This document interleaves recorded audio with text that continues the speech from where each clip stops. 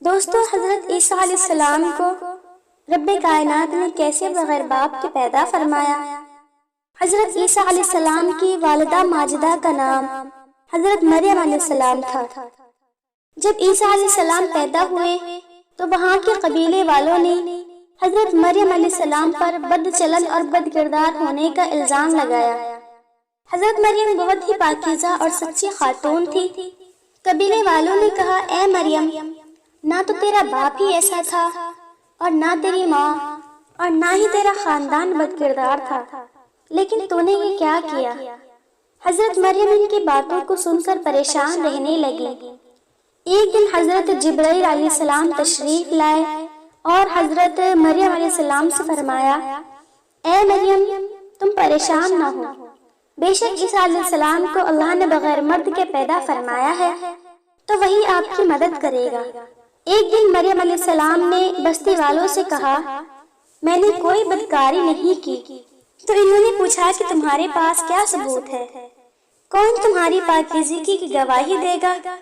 تب اللہ کا کرنا ایسا ہوا، حضرت مریم علیہ السلام نے حضرت عیسیٰ علیہ السلام کی طرف اشارہ کیا جو ابھی 2 ماہ کے تھے اور اپنی والدہ ماجدہ کی گود میں لیٹے دودھ پی رہے تھے۔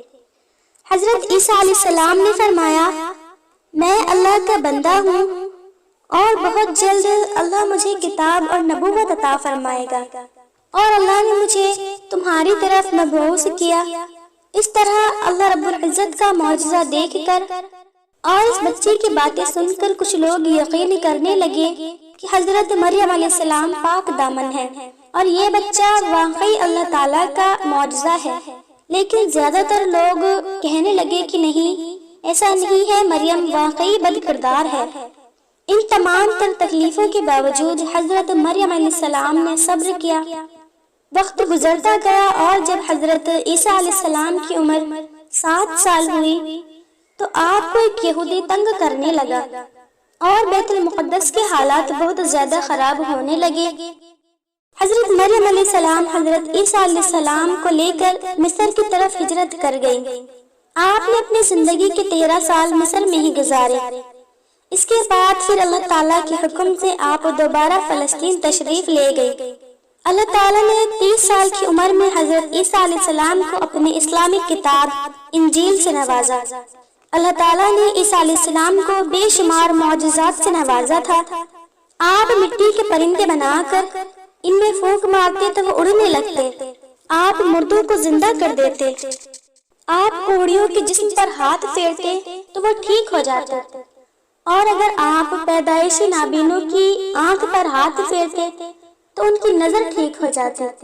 ان سب معجزات کے بعد بھی بنی اسرائیل کی قوم آپ پر ایمان نہیں لائی۔ وہ صرف بتوں کو ہی اپنا خدا مانتی تھی اور انہی کو پوجا کرتی تھی اور آپ کو جھٹلاتے رہتے تھے، آپ پر تہمت لگاتے رہتے۔ چند لوگ ہی تھے جو آپ پر ایمان لائے۔ ان لوگوں کو قرآن میں اللہ تعالیٰ نے حواریوں کا لقب دیا۔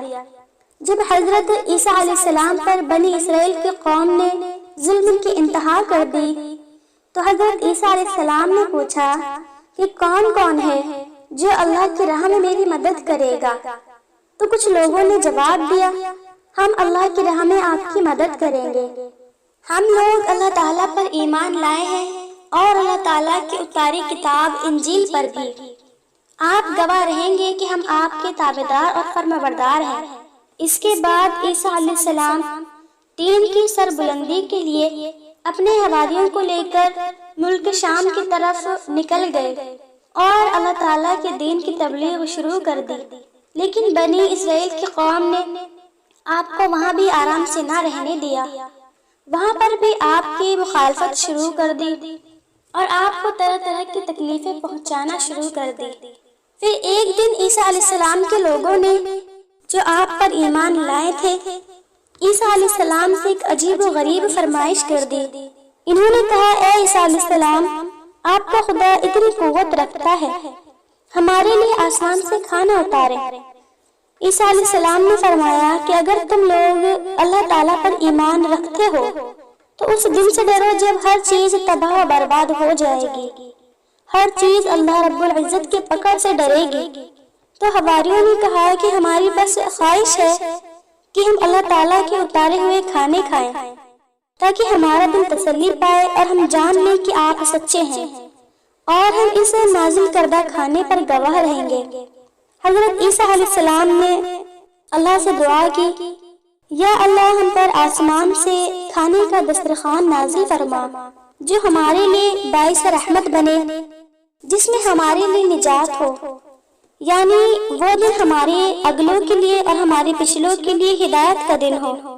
اللہ تعالیٰ نے حضرت عیسیٰ علیہ السلام سے فرمایا، اے میرے عیسیٰ، تم پر ضرور ایسا دسترخوان نازل فرماؤں گا جسے دیکھ کر بنی اسرائیل کی قوم حیران اور پریشان ہو جائے گی، لیکن پھر بھی اگر وہ تم سے کفر کرے گی تو اس کے لیے بہت دردناک عذاب ہوگا جو اس سے پہلے کسی قوم پر نہ اتارا گیا ہوگا۔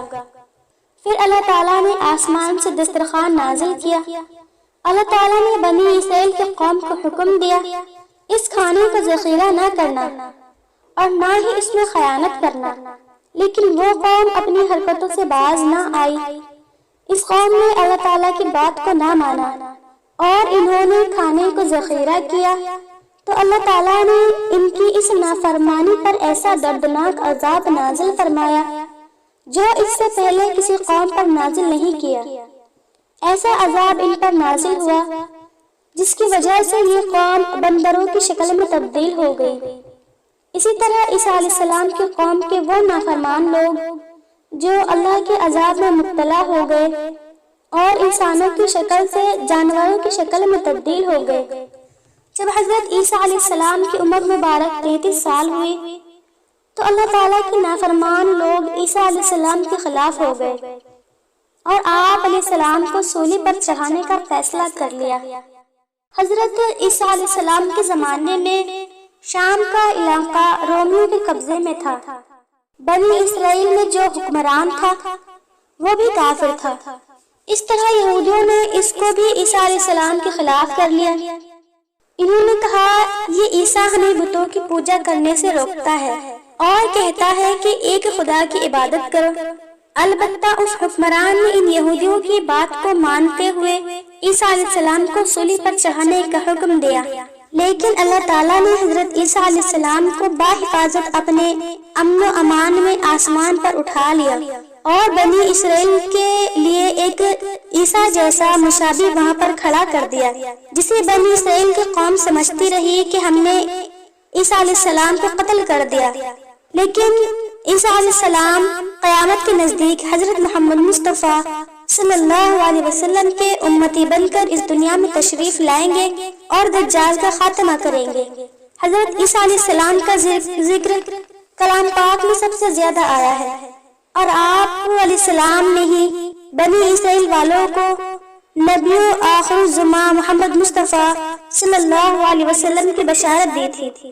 اس طرح حضرت عیسیٰ علیہ السلام کو آسمان پر اٹھانے کے 600 سال بعد بھی کوئی بھی ایسا نہ آیا۔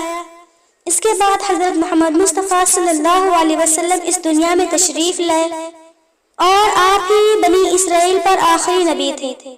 آپ صلی اللہ علیہ وسلم کے بعد قیامت تک کوئی دوسرا نبی نہیں آئے گا۔ آپ صلی اللہ علیہ وسلم پر اللہ تعالیٰ نے نبوت کا سلسلہ ختم کر دیا، اسی لیے آپ صلی اللہ علیہ وسلم کو خاتم الانبیاء بھی کہا جاتا ہے۔